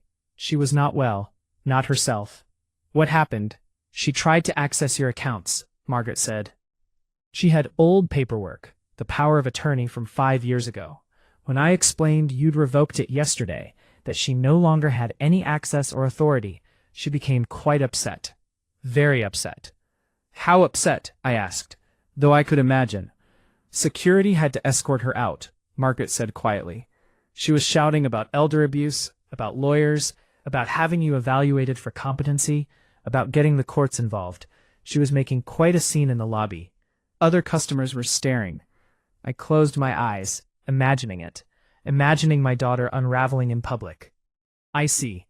Catherine, Margaret said, her voice soft, concerned, I'm telling you this as a friend, not as your banker. You might want to prepare yourself. Get your own attorney. Document everything. Protect yourself legally, because I think she's serious about pursuing this. Thank you, Margaret. I appreciate the warning, truly. Catherine, she said, hesitating, are you okay? Really okay? No regrets? Was I? I thought about it, really examined my feelings. Guilt? Some, mostly about Lucas. Sadness? Yes, deep sadness that it had come to this. But regret? Yes, I said finally, meaning it. For the first time in 7 years, Margaret, I think I actually am okay. I'm sad, I'm hurting, but I'm okay. I'm at peace with my decision. Good, Margaret said firmly, fiercely. You did the right thing. I've seen too many women, too many mothers and grandmothers, drain themselves dry for ungrateful children who see them as nothing but ATMs. You're allowed to have boundaries, Catherine. You're allowed to say no. After I hung up, I made myself tea and sat in Sarah's old chair by the window. The worn armchair we'd bought at a thrift store 30 years ago. The one she'd loved to read in. Outside, the neighborhood was settling into evening. The streetlights flickering on one by one. Lights coming on in windows, people coming home from work, families sitting down to dinner. Normal life. Uncomplicated and real. The kind of life I'd forgotten existed. My powered-off phone buzzed on the table, or I thought it did. Phantom vibrations from habit. Then I realized it was the landline again. I looked at the caller ID. A number I didn't recognize at first. A cell phone with a local area code. Then I realized who it must be. Lucas. Emma must have finally given him a phone, or maybe he borrowed a friend's phone. Hello? Grandma? His voice was small, scared, younger than his 13 years. It's me, Lucas. My heart clenched. Hi, sweetheart. Mom and Mama said I can't see you anymore, he said, words tumbling out in a rush. They said you're sick, that you're not yourself, that you're having problems and I need to stay away from you until you get better. Is that true? Are you sick, Grandma? My eyes burned with tears, fury at their manipulation. Of course they would say that. Of course they would turn him against me, would paint me as the villain, would make themselves the victims. I'm not sick, sweetheart, I said, my voice gentle. I promise you I'm not sick. I'm healthier than I've been in years, actually. Your moms and I are having a disagreement about grown-up things, about money and boundaries, but it has nothing to do with you. It's not your fault, and it's not about you.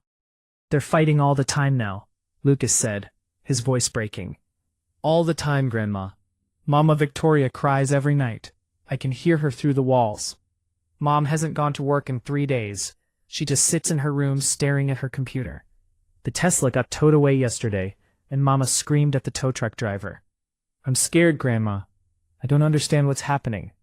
My heart broke into 1,000 pieces. This was collateral damage. The innocent casualty of a war he didn't start, didn't understand, couldn't control. I know you're scared, baby, I said, wishing I could hug him, hold him, make him feel safe. But you're going to be okay. I promise you that. Your moms love you very much. They're just learning some very hard lessons right now. Lessons about responsibility and consequences. But they love you, and they'll figure it out. Can I still come visit you? He asked, hope and fear mixing in his young voice. Even if they said no? I miss you, Grandma. I miss your house and your cooking and just talking to you. Always, I said without hesitation. Anytime you want, sweetheart. My door is always open for you. Always. You can call me anytime. You can visit anytime. You're always welcome here. Mom said we're moving, Lucas said quietly. She said we can't afford the penthouse anymore. She said we're moving to a smaller place, that I might have to change schools. Is that because of what you did, Grandma? Did you make us lose our home? The question was innocent, not accusatory. Just a child trying to understand his collapsing world. No, sweetheart, I said carefully, choosing my words precisely. Your moms lost your home because they were spending more money than they earned. They were living in a way they couldn't afford. I was helping them pay for things, but that wasn't sustainable forever. Sometimes adults make choices that don't work out, and they have to make changes. But change isn't always bad. Sometimes it helps us see what really matters. I guess, he said, not sounding convinced. I just wish everything could go back to normal. I wish everything could be like it was before. I know, baby. I know. But sometimes normal wasn't actually good, even if it felt comfortable. Sometimes we need change to grow. I love you, Grandma, Lucas said, his voice small. I love you too, Lucas, I said, tears streaming down my face. More than you'll ever know. More than anything in this world. After we hung up, I sat in Sarah's chair and let myself cry. Not for Emma and Victoria, but for Lucas, for the confusion and fear he was feeling, for the stability being ripped away from him, for the childhood interrupted. I cried for the innocent victim of their greed and my enabling. But even through the tears, I knew I'd done the right thing. Because if I'd continued enabling Emma and Victoria, if I'd continued funding their unsustainable lifestyle, Lucas would have grown up watching his mothers use people, watching them exploit and manipulate, believing that love was transactional, that family was about money and status, that you could treat people however you wanted, as long as you smiled while doing it. Better he learned now, while he was young enough to adapt and resilient enough to bounce back, that real strength comes from standing on your own feet, that real success is earned, not given, that real love doesn't come with a price tag. 3 weeks later, on a gray December morning with snow threatening in the heavy clouds, I was at the grocery store, pushing my cart slowly through the aisles, comparing prices, using my coupons, when I saw it. The community bulletin board near the entrance, usually covered in flyers for yoga classes and lost cats and garage sales and babysitters seeking work. And there, right in the center, impossible to miss, was a printed poster with a photo that made my blood freeze in my veins. Emma, Victoria, and Lucas. A family photo I recognized from last Christmas. Looking somber, exhausted, defeated, carefully staged to evoke maximum sympathy. Below the photo, bold text in a font designed to grab attention and pull at heartstrings. Help a family recover from financial elder abuse. My blood ran cold, actually cold like ice water in my veins. I stepped closer, my cart forgotten, reading the fine print, disbelief turning to rage with every word, every carefully crafted lie. We never expected to find ourselves in this situation. For years, we trusted Catherine Walsh with access to our finances while we built our careers and raised our son. She had power of attorney and managed our accounts, handled our bills, made our financial decisions. But recently, she began showing signs of confusion and paranoia, personality changes that concerned us. When we tried to take back control of our finances for our own protection, for our son's protection, she retaliated by draining our accounts and cutting us off completely. Now we're facing homelessness. Our son Lucas has been forced to withdraw from the school he's attended since kindergarten. We're struggling to afford basic necessities like food and utilities. Our credit has been destroyed through no fault of our own. We're not asking for handouts, just a chance to get back on our feet, while we pursue legal action to protect ourselves and other potential victims of elder financial abuse. This is a growing problem in our society, and we refuse to be silent about it. Anything helps. Every dollar counts. Please share this with your networks. GoFundMe link below. Goal, $75,000. Raised so far, $4,217 from 63 backers. I stood there in the grocery store, shaking with fury, staring at the lies printed in black and white, publicly displayed for my entire neighborhood to see. Elder abuse, financial abuse. They were claiming I was the abuser, the criminal, the dangerous one, that I had dementia, that I was confused and paranoid, that I had stolen from them, destroyed them, attacked them. They'd reversed everything, made themselves the victims, and me the villain, weaponized my own generosity against me. I pulled out my phone with trembling hands and found the GoFundMe page. It had been live for 5 days already. The comments section was active. Dozens of people offering sympathy and support. Strangers sending them money based on complete lies. This is heartbreaking. Shared with all my contacts. Elder abuse is so common and so underreported. Praying for your family's recovery. Have you contacted Adult Protective Services? They should be investigating her. I'm a lawyer, and I'd be happy to consult with you pro bono about your legal options. But then, scrolling further, I saw skepticism starting to creep in. People asking questions, poking holes in the narrative. Wait, didn't Victoria just post about a spa weekend in Michigan 2 months ago? The posts are still on her Instagram. I knew this family from the Gold Coast. Something doesn't add up here. They were living very lavishly until very recently.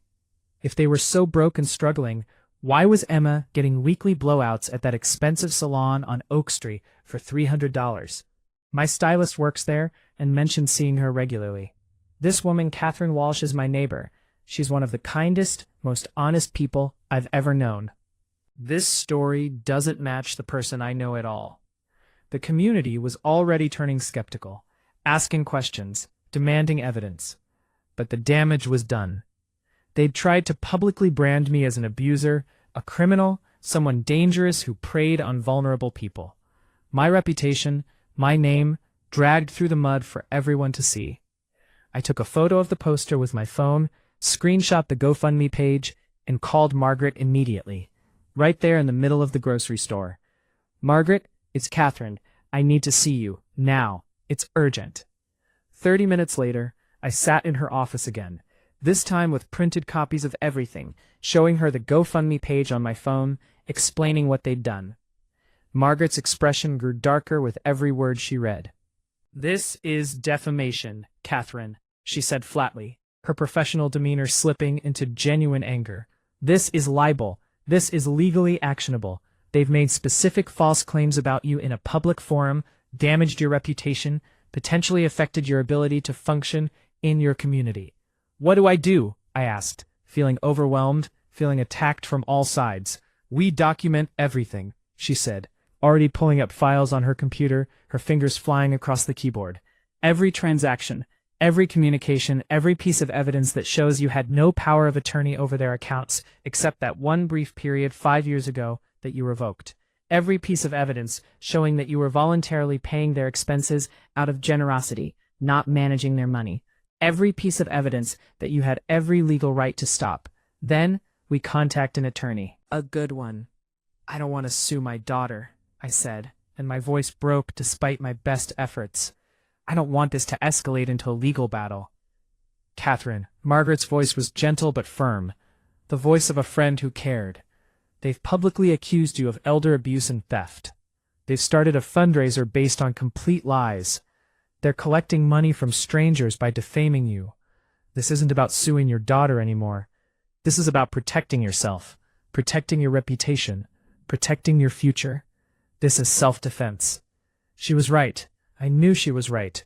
But the weight of it, the ugliness of it, the fact that it had come to this, threatened to crush me completely. Over the next 48 hours, I watched the GoFundMe campaign implode from the inside, like a building collapsing in on itself. The internet, for all its flaws, had a way of finding truth, of crowdsourcing investigation, of exposing lies. Former clients from my seamstress days, women I'd helped for decades, posted testimonials about my honesty and skill and kindness. Catherine Walsh hemmed my wedding dress for free when I couldn't afford to pay. She's the most honest person I've ever known. Neighbors shared stories about my generosity, the times I'd altered school uniforms for free for families struggling financially, the money I donated quietly to the parish, the meals I'd brought to sick neighbors, the countless small kindnesses I'd extended over 40 years in this neighborhood. Someone found Emma's LinkedIn showing her salary at the investment firm, $190,000 annually. Someone else found property records showing the penthouse had been in my name, not theirs, that I'd been the one making the mortgage payments. Someone dug up Victoria's Instagram, a gold mine of evidence, post after post of luxury purchases, designer clothes, expensive restaurants, exotic vacations, all time-stamped within the last year. Wait, they're claiming poverty, but she posted a photo at Per Se in New York 3 months ago. That's a $400 per person restaurant. The whole facing homelessness narrative falls apart when you see they were living in $1 million penthouse until last month. I found the grandma's GoFundMe from years ago when she was raising money for her late wife's cancer treatment. She raised $3,000 and personally thanked every single donor. This isn't someone who abuses people.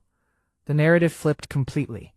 By the second day, people weren't donating anymore. They were demanding refunds, accusing Emma and Victoria of fraud, calling them grifters and con artists. By the third day, GoFundMe suspended the campaign for review, their fraud detection algorithms flagging the inconsistencies. By the fourth day, they shut it down completely and refunded all donations. Emma had to issue a public statement on her personal Facebook page, a carefully worded non-apology. Recent stress and extreme financial pressure led to miscommunication and misunderstandings in our fundraising campaign. We sincerely apologize for any confusion and have voluntarily ended the campaign. But the internet never forgets. Screenshots live forever, and our community in Chicago certainly didn't forget. The humiliation they tried to engineer for me had backfired spectacularly, destroying what remained of their reputation, burning the bridges they'd need to rebuild their lives. I should have felt victorious, should have felt vindicated, should have felt satisfaction. Instead, I just felt tired and sad and heartbroken. Because this was my daughter, my only child, the baby I'd held in my arms and promised to protect. She was so desperate, so lost, so broken that she'd tried to destroy my reputation to save herself, willing to sacrifice her own mother on the altar of her pride. What had I created? What had I failed to teach her? Where had I gone wrong in raising her that she'd become this person, capable of such cruelty, such manipulation, such casual destruction of the person who loved her most? Lucas showed up at my door on a Wednesday afternoon, alone, his backpack heavy on his shoulders, tears streaming down his face, looking like he'd run the whole way from wherever they were living now. "Can I stay here?" he asked, his voice breaking, barely able to get the words out through his sobs. "Please, Grandma? Please?" What happened? I pulled him inside immediately, wrapping my arms around him, holding him while he shook. "They won't stop fighting," he sobbed into my shoulder, his whole body trembling. "They won't stop. Mom threw a glass at the wall last night. It shattered everywhere. Mama hasn't left her room for 2 days except to go to job interviews that keep rejecting her because they Google her name and find all the stuff about the GoFundMe, and they don't want to hire someone who's been accused of fraud. And they keep blaming each other, and blaming you and blaming me somehow, and I can't take it anymore. I can't breathe there. I can't think. I can't do my homework. I just want it to stop." I held him tighter, this 13-year-old boy caught in the crossfire of his parents' collapse, this innocent child suffering for sins he didn't commit. "Okay," I said softly, stroking his hair. "Okay, sweetheart. You can stay as long as you need. You're safe here. You're always safe here." "They're going to be so mad," he whispered, fear in his voice. "Let me handle that. Don't you worry about that. You just worry about being okay, about feeling safe." I settled Lucas in the guest room, the small room that still had some of Emma's old things in it, gave him chamomile tea with honey the way Sarah used to make it, let him decompress and breathe and just exist without fear. Then I called Emma, my heart heavy, but my resolve firm. "Lucas is here," I said when she answered, her voice hoarse like she'd been crying or screaming or both. "He's staying with me for a while. He needs stability and he's not getting it at your place." "You can't just take him." Emma's voice was panicked, shrill, desperate. "You can't kidnap my son."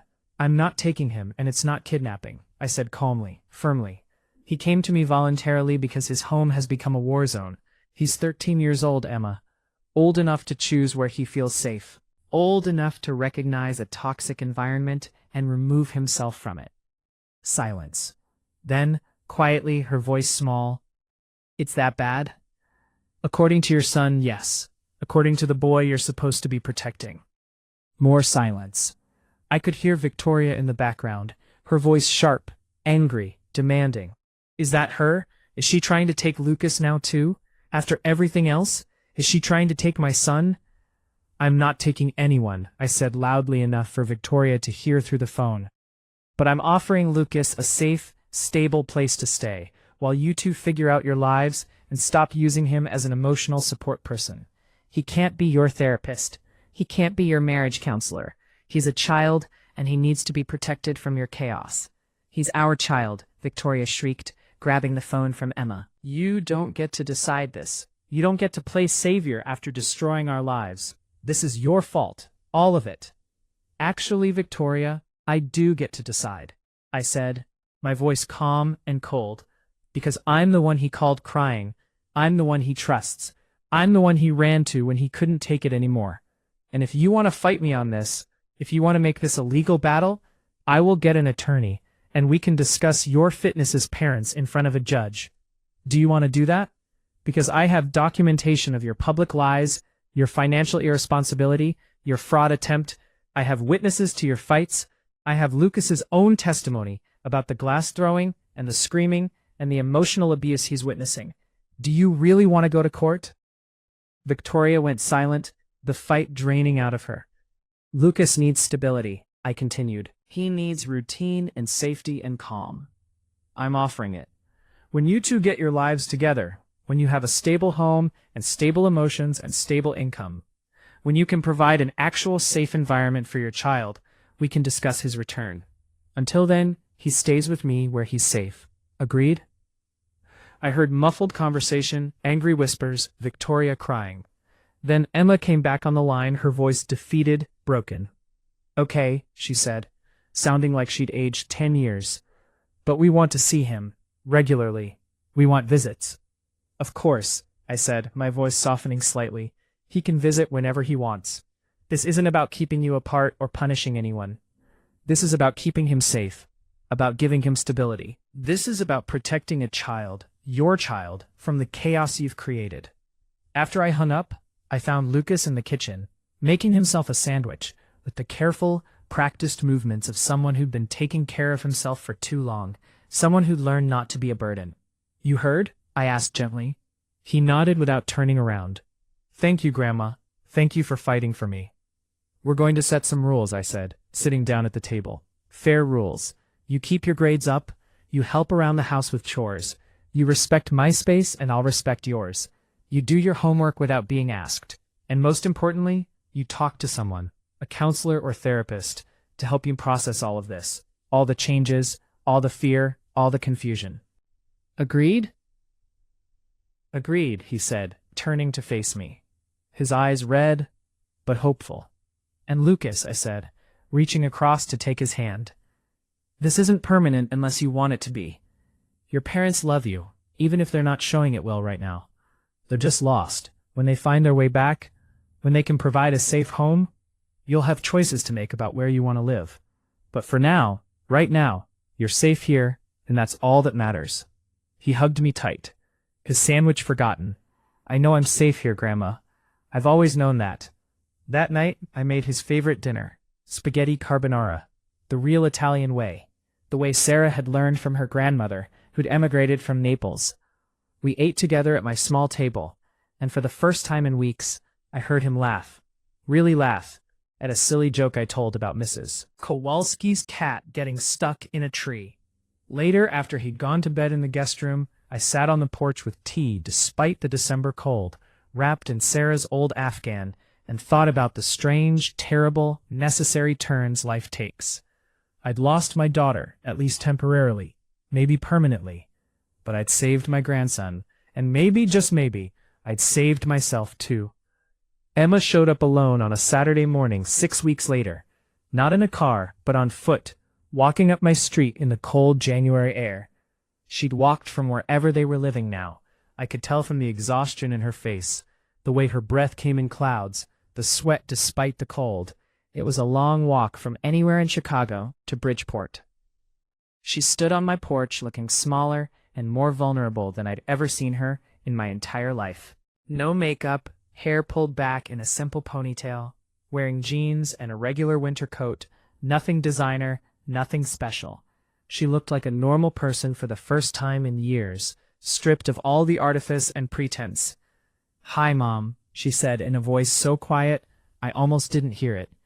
"Hi, sweetheart, come in. It's freezing out here." She followed me inside and looked around like she was seeing my house for the first time, really seeing it, actually paying attention to where I lived instead of just tolerating it. The worn furniture, the family photos on the walls, the simple beauty of a life lived modestly but honestly. She looked at everything like she was memorizing it, like she was seeing it with new eyes. "I brought these," she said, holding up a small paper bag from the bakery on Halsted. "Apple turnovers from the Polish bakery. I remembered you used to take me there when I was little, before everything got complicated." I took the bag, touched by the gesture, small as it was. The pastries were still warm, still fresh. "Thank you, that's very thoughtful. Sit down. Can I make you some coffee? Please, she said, sitting at the kitchen table, the same chair she'd sat in thousands of times as a child. I made coffee, the regular kind, and we sat at the table in silence for a moment, the only sound the ticking of the old clock on the wall. I got a new job, Emma said finally, quietly, looking down at her hands. Compliance analyst at a small investment firm in the Loop. Not a partnership, not prestigious, just a regular job. It pays $60,000 a year. And now I'm basically an entry-level analyst, taking orders from people half my age who probably make fun of me in the break room. You're employed, I said gently, not unkindly. You're working honestly, earning your own way, supporting yourself and your family. There's no shame in that, sweetheart. Only pride. I don't know how to do this, Mom, she whispered. And I heard the little girl in her voice, the child who used to come to me with every problem. I don't know how to live like this. We're in a one-bedroom apartment in Logan Square, a walk-up with no elevator. Victoria and I sleep in the living room, on a pull-out sofa, so Lucas can have the bedroom when he's there. We take the bus everywhere. We shop at Aldi and the dollar store. I clip coupons like you used to do. I don't know how to be this person. Then you learn, I said, reaching across the table to take her hand. One day at a time. One choice at a time. That's what I did after your mother died, after I lost my anchor and my partner. That's what everyone does when life knocks them down. You get up, you dust yourself off, and you keep moving forward. Victoria's leaving, Emma said suddenly, the words tumbling out. Going back to Connecticut. Her parents finally agreed to take her back if she comes alone, without me, without Lucas. They're giving her an ultimatum. Her family or her marriage. My heart ached for her despite everything, despite the pain she'd caused me. And what did she decide? She's leaving next week, Emma said, tears spilling over. She's going home. She says I'm the reason we're in this mess, that if I hadn't been so focused on status and impressing people, if I'd just been happy with less, we wouldn't have needed your money. She says I destroyed us. Is she right? I asked gently. Emma looked up at me, eyes red-rimmed and honest. Yes, she whispered, she is. I was never satisfied. I always wanted more, always wanted bigger, better, fancier. I wanted to prove something to people who didn't care about me. I wanted to be someone I wasn't, and I dragged everyone down with me. It was the first real accountability I'd heard from her, the first genuine ownership of her choices. What do I do now, Mom? She asked, sounding lost and young and scared. You figure out who you are without the cars and the house and the title, I said. You figure out what actually matters when you strip away all the pretense. You rebuild, but this time on a foundation of truth instead of lies. I don't even know where to start. I squeezed her hand. You start by being honest with yourself, with Lucas, with me. You start by living within your means. You start by finding joy in simple things instead of constantly reaching for more. You start by being present instead of performing. You start by showing up, not with your wallet, but with your heart. She nodded, tears streaming down her face. Mom, I'm so sorry, for all of it, for using you, for being ashamed of you, for treating you like an ATM instead of a mother, for the GoFundMe and the lies and everything. I was so desperate, so panicked. I wasn't thinking clearly. It was the apology I'd been waiting for, needed to hear. But I didn't cry. I didn't immediately forgive everything. Because apologies are just words, and words are easy when you're desperate. Real change takes time, takes consistent action, takes proof demonstrated over months and years. Thank you for saying that, I said carefully, honestly. But words are easy, Emma, especially when you need something, when you're scared. Show me, show Lucas, show yourself that you've changed. Show me through your actions over time. How? She asked desperately. How do I show you? Be present in Lucas's life. Be honest about your mistakes. Be humble about your situation. Learn to live within your means without resentment. Find joy in the simple moments, instead of constantly chasing status. And come to dinner next week. Just you and Lucas if he wants to come. No agenda, no asks for money, no manipulation. Just family, just being together. I'd really like that, she whispered, hope flickering in her eyes. We sat in silence for a moment, drinking our coffee. the winter sun streaming through the kitchen window. "Can I ask you something?" Emma said quietly. "Anything. Do you think you can ever forgive me? Really forgive me for everything?" I thought about it. Really considered the question. "I don't know," I said honestly. "Maybe. With time and changed behavior and consistent demonstration that you've learned these lessons. But Emma, forgiveness isn't the same as forgetting. And it's not the same as going back to how things were. We can't go back. We can only go forward, building something new and healthier." She nodded, accepting that. Fair enough. After she left, walking back down my street toward the bus stop, her shoulders squared despite her circumstances. I sat at my table with the still warm apple turnovers and allowed myself the smallest flicker of hope. Maybe she could find her way back. Maybe we all could. Maybe this destruction was necessary, the tearing down of something toxic, so something healthier could grow in its place. Over the following months, I watched Emma transform slowly, painfully, like a butterfly struggling out of its chrysalis. It wasn't dramatic, or sudden, or cinematic. It was small changes accumulated day by day, week by week, barely noticeable individually, but profound when viewed over time. She started coming to dinner every Tuesday evening, arriving on the bus, often bringing Lucas when he wanted to come. At first, the conversations were stilted, careful, both of us navigating new boundaries, new rules of engagement. But slowly, gradually, we found our rhythm again, found a new normal that was healthier than the old one. She told me about her new job, about learning humility in a way she'd never experienced, about taking the bus and seeing her city in a way she'd forgotten when she'd been insulated in luxury cars. She told me about her tiny apartment, about learning to cook simple meals because they couldn't afford takeout, about discovering that having less stuff meant having less stress. She told me about Victoria leaving, about the divorce proceedings, about learning to be alone for the first time in 15 years, about discovering who she was without someone else defining her, without trying to impress anyone. And she asked about me. Really asked. What I was reading, what I was sewing, how my garden planning was going, what I thought about current events, about the neighborhood, about life. Questions that had nothing to do with money, nothing to do with what I could do for her, just genuine interest in me as a person. Lucas thrived in my home, blossomed in ways I hadn't expected. He transferred to the local public school, the same school Emma had attended before I'd scraped together money for private high school. He joined the school newspaper, discovered he had a talent for writing, started getting published in the school literary magazine. He got a weekend job at the neighborhood library, shelving books and helping with the children's reading program, saving money with a determination and discipline that reminded me of myself at his age. He was learning the value of work, of earning, of contributing. One evening in early spring, Lucas came home from school excited, his face flushed, his eyes bright. "Grandma, guess what? I got accepted to the city's journalism program for high school students. It's competitive and it's free, and they teach you real journalism skills." I hugged him tight. "That's wonderful, sweetheart. I'm so proud of you."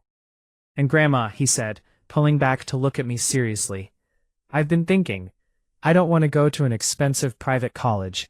I want to go to community college first, save money, then transfer to a state school. I want to earn scholarships. I don't want anyone to have to go broke paying for my education."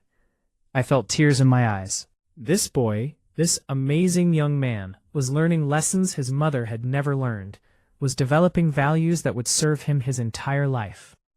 "Whatever you decide," I said, "I'm proud of you. Your work ethic, your values, your choices, they're all yours, and they're wonderful."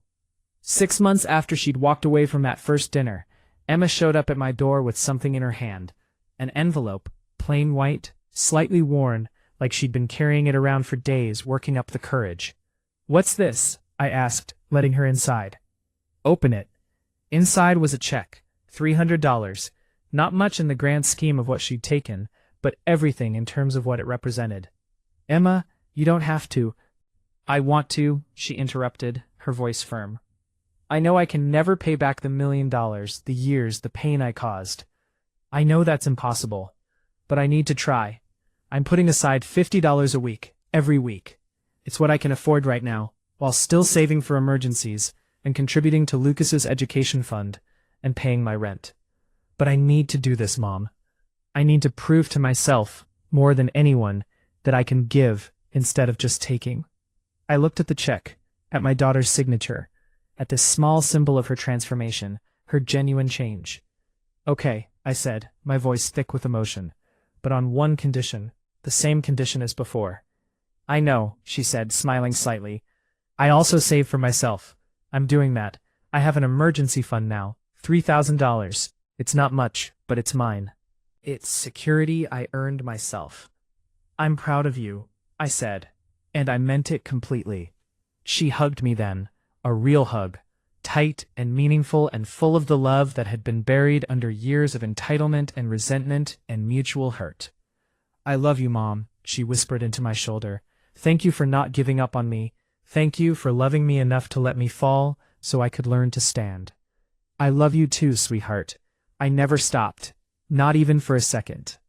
A year after I'd closed those accounts, after I'd severed the financial umbilical cord, I stood in my garden on a perfect spring morning, surrounded by blooming roses and vegetable plants, thriving and healthy. The tomatoes were already setting fruit, the basil smelled like heaven. I'd planted everything with Lucas's help, teaching him about growing food, about patience, about tending something and watching it flourish. Emma pulled up to the curb in a used Toyota Camry she'd bought with cash she'd saved herself over 6 months, budgeting carefully, making sacrifices, earning something that was truly hers. Lucas bounded out of the passenger seat, taller now, more confident, carrying a box wrapped in newspaper, tied with string. "Grandma," he called, grinning.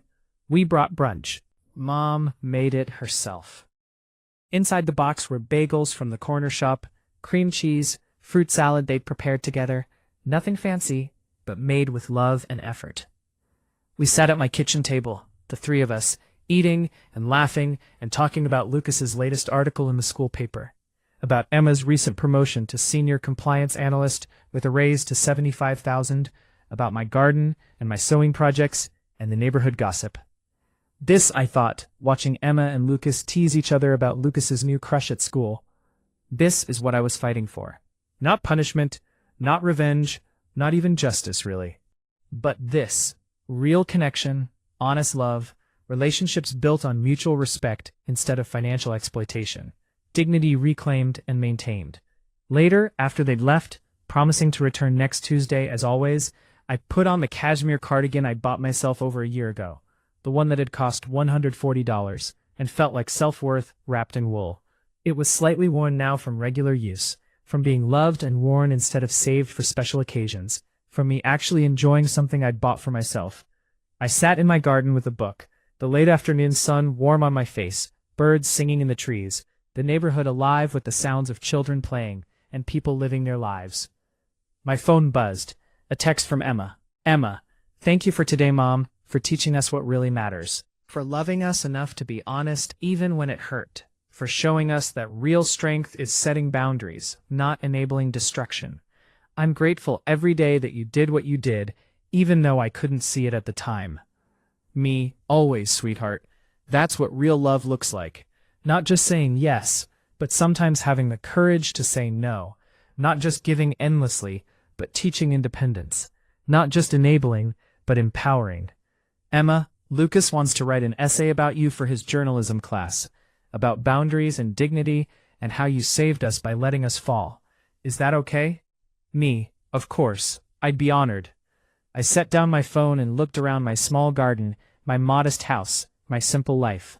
I thought about the woman I'd been a year ago, standing on a penthouse doorstep with dessert, being told I wasn't good enough, being dismissed and devalued and treated as invisible.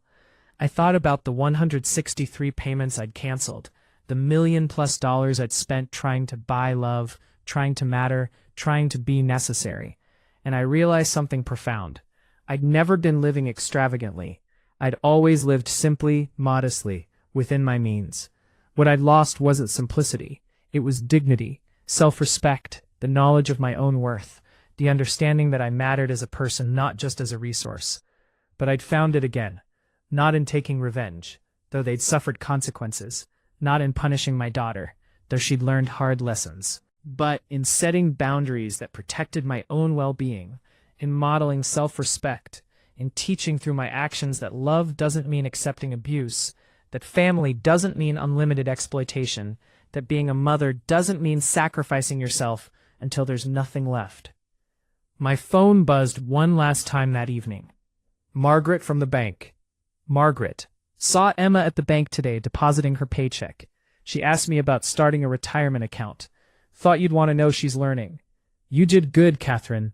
Really good. I smiled, set down my phone, and picked up my knitting. I was making a scarf for Lucas in his school colors, navy blue and white, using good wool because he deserved it. And I could afford it now that I wasn't funding someone else's luxury lifestyle. The fire in my hearth, which I'd finally gotten repaired with money I'd saved by cutting off their endless drain on my resources, burned warm and bright. I was sitting closest to the flame, wrapped in my cashmere cardigan, comfortable in my own home, at peace with my decisions.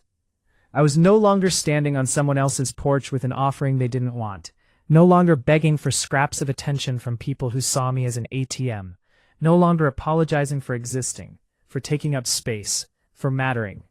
I was sitting in my own garden, at my own table, in my own chair, living my own life on my own terms, with my own resources, for my own purposes. It was more than enough. I was enough. I have learned the hardest lesson, the most important lesson, the lesson that had taken me 68 years and $1 million to fully understand. You cannot pour from an empty cup. You cannot love others until you love yourself. You cannot give dignity until you claim your own. You cannot build others up by tearing yourself down. And I had claimed mine, finally, completely, absolutely, without apology or hesitation. The evening settled around me, peaceful and quiet, the neighborhood sounds distant and comforting. I sipped my tea, turned the page of my book, and allowed myself something I hadn't felt in years: contentment. Not happiness exactly, not joy in the exuberant sense, but something deeper and more lasting. Peace. The knowledge that I'd done the right thing, the hard thing, the necessary thing. And if that $1 million, if those years of sacrifice, if all that pain had taught Emma and Lucas lessons they'd carry forever, lessons about independence and work and dignity and boundaries, then maybe it wasn't wasted. Maybe it was the most expensive education anyone ever bought, but also the most valuable. I looked at the photo on my mantle, Sarah and me on our wedding day, 39 years ago, young and hopeful and in love. If she could see me now, I thought, would she be proud? Would she approve of what I'd done, the stand I'd taken, the line I'd drawn? Yes, I decided. Yes, she would. Because Sarah had been strong and independent and principled. She'd never let anyone walk over her, never sacrificed her dignity for anyone's approval. She would have done the same thing, probably sooner, probably without the year of anguish and doubt I'd gone through first. I did it, I whispered to her photo, to her memory, to the love that still sustained me 7 years after her death. I finally learned to stand up for myself. I'm sorry it took so long. Outside, the streetlights flickered on one by one, marking the transition from day to night, from one phase to another. A new phase of my life was beginning, one where I was the protagonist of my own story, instead of a supporting character in someone else's drama, one where my needs mattered as much as anyone else's, one where I was visible and valued and respected. I had been invisible for so long, erased by my own generosity, deleted from the family portrait, even while funding its creation. But I wasn't invisible anymore. I was seen, starting with seeing myself, valuing myself, respecting myself. And that, I realized with profound clarity, was worth more than any amount of money, more than any relationship bought with financial leverage, more than any false peace maintained through endless giving. For the first time since Sarah died, maybe for the first time in my entire life of putting everyone else first, I was whole.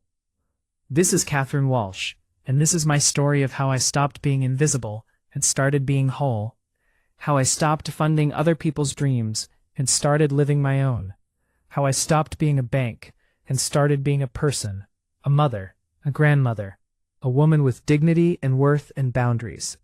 This is my story of liberation. If you feel my words, show your support by liking the video and subscribing to the channel. And tell me from which city you belong, so I can see how far a woman's impactful voice can reach. Help me build this community so we can bring more truthful stories for you.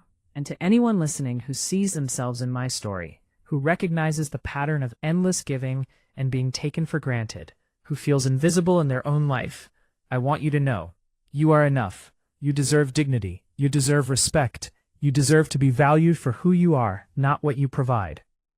And it's never too late to reclaim yourself, to set boundaries, to stand up and say, enough.